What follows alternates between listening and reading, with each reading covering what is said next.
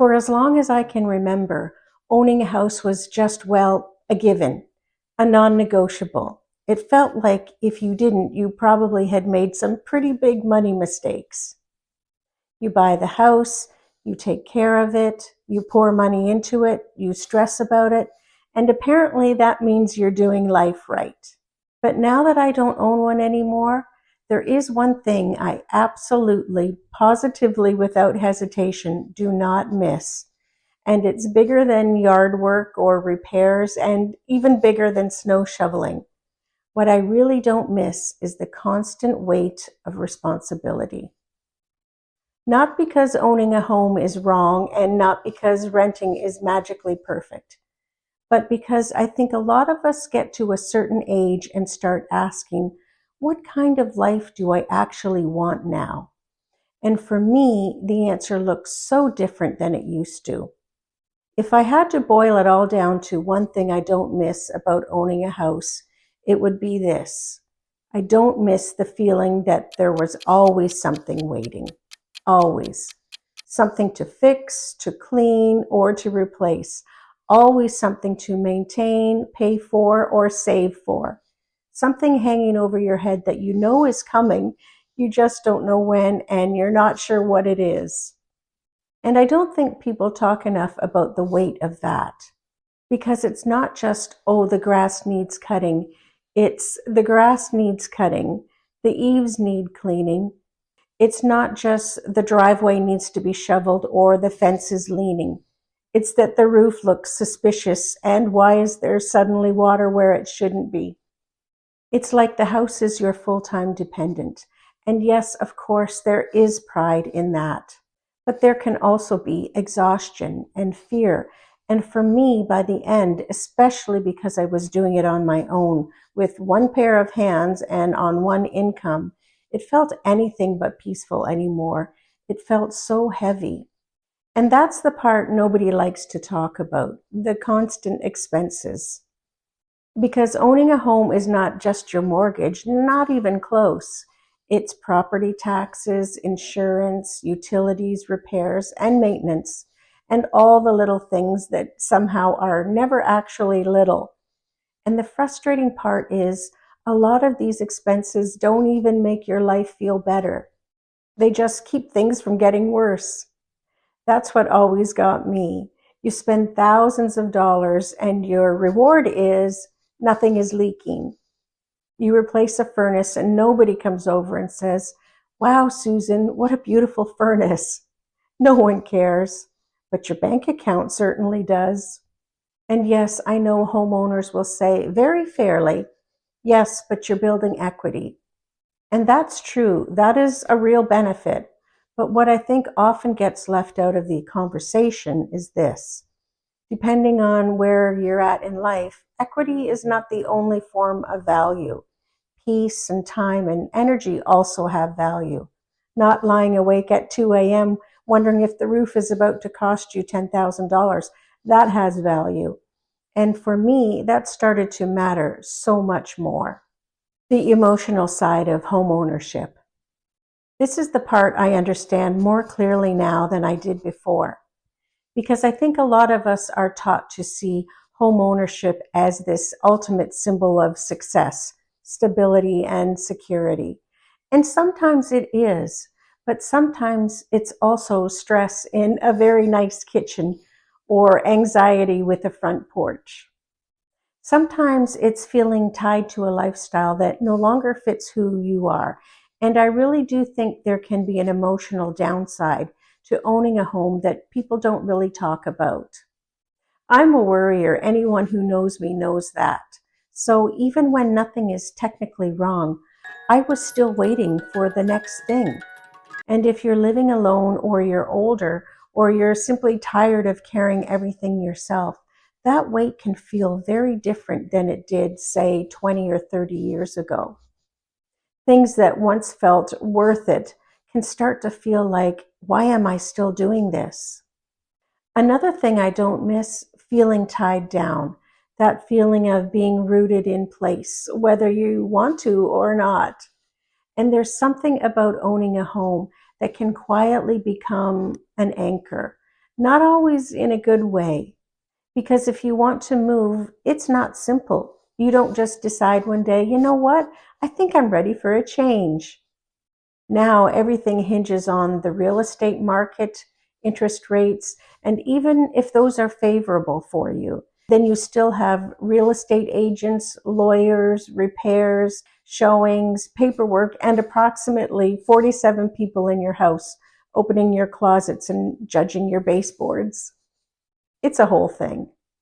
Whereas renting, while not perfect and not for everyone, can offer a level of flexibility that I think is deeply underrated. You can adjust more easily if your needs change. You can simplify more easily. You can often choose lifestyle over square footage. And I have to say, at this stage of life, that matters to me because I don't want to have my life revolve around maintaining a property. I want my life to revolve around living it. Now, is renting better? Not always, no. But for me, in this season of life, there are some very real benefits. Simplicity. My space is easier to clean, easier to maintain, and I cannot overstate how much I appreciate that. Because when your home feels manageable, it affects everything. There's something deeply comforting about living in a space that doesn't constantly ask more of you than you can easily and realistically give. Fewer surprise costs. If something major goes wrong, it's not automatically my financial emergency. And for me, that's glorious. No sudden panic over the roof, the plumbing, the furnace, the foundation, or whether some mystery noise in the wall is normal. In the past, that kind of financial unpredictability of a 70-year-old home exhausted me, and not having to carry that anymore has brought me a lot of relief. More financial flexibility. This one matters too because renting can free up money and mental bandwidth in ways people don't always appreciate. I was very fortunate. I was able to sell my home when the real estate market was a seller's market. This is what many people plan on doing at some point, downsize in retirement and free up the nest egg. But the real estate market doesn't always cooperate with this plan. And yes, renting has its own costs for sure. But sometimes the question isn't which option looks better on paper. Sometimes the question is which option allows me to live in a way that feels healthier and calmer and more sustainable for me. And that answer is not the same for everyone. The bigger lesson. And maybe this is really the heart of what I want to say. Because yes, this video is about what I don't miss about owning a house. But it's also about something bigger.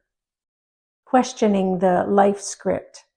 Because a lot of us were handed a version of maturity and adulthood that looked something like this.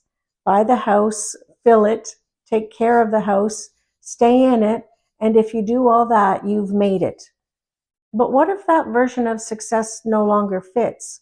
What if your peace lives somewhere smaller and simpler and less impressive to other people, but far more suited to your needs?